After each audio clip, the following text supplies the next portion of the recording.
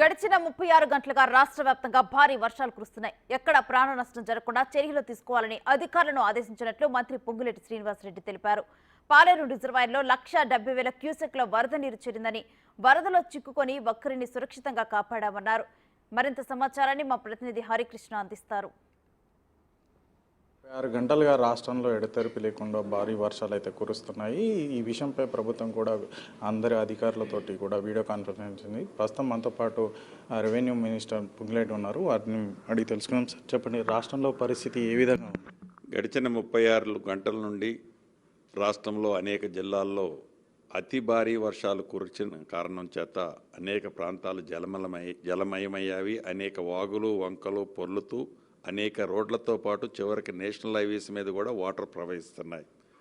వీటన్నిటి ఫలితంగా సామాన్య ప్రజలకి చాలా ఇబ్బంది కలుగుతుంది. అనేక ప్రాంతాలు కొన్ని గ్రామాలే చుట్టూ నీరు ఉన్న కారణం చేత ఆ గ్రామాలకి అప్రోచే కట్ అయిపోయింది.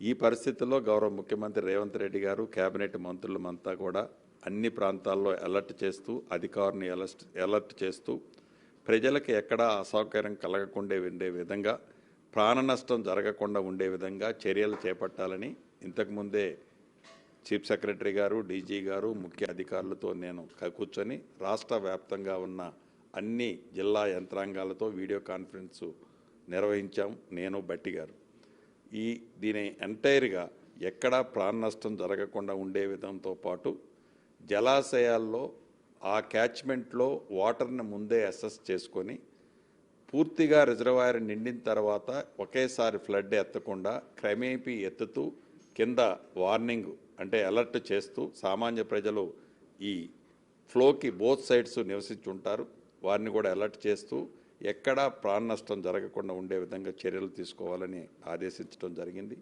పాలేరు లాంటి రిజర్వాయర్లో కనీవిని ఎరగని విధంగా 1,70,000 1,75,000 క్యూసెక్ల డిశ్చార్జి రావటం ఎప్పుడూ నేను వినలా, భవిష్యత్తులో కూడా వినబోం.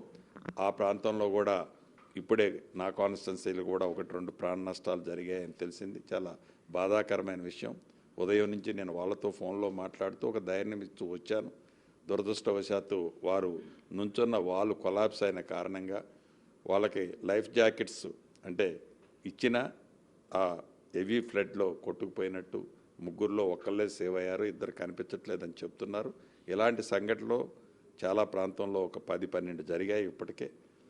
ఇంకా భవిష్యత్తులో రాబోయే ఈ కొన్ని గంటల్లో కూడా ఎక్కడా ప్రాణ నష్టం జరగకుండా చర్యలు చేపట్టాలని అధికారులను ఆదేశించారు. రాష్ట్రంలో ప్రధానంగా ఏ జిల్లాల్లో ఎక్కువ అంటే మీకు ఉన్న సమాచారం మేరకు ఎక్కువ ఎఫెక్టివ్గా ఈరోజు మార్నింగ్ వరకు ములుగు, భద్రాద్రి కొత్తగూడెం, మహబాదు, ఖమ్మం, పార్ట్లీ నల్గొండ, పార్ట్లీ భువనగిరి ఈ ప్రాంతాల్లో హెవీ ఉన్నది. మహబూబ్ నగర్లో కూడా కొంత డ్యామేజ్ జరిగింది.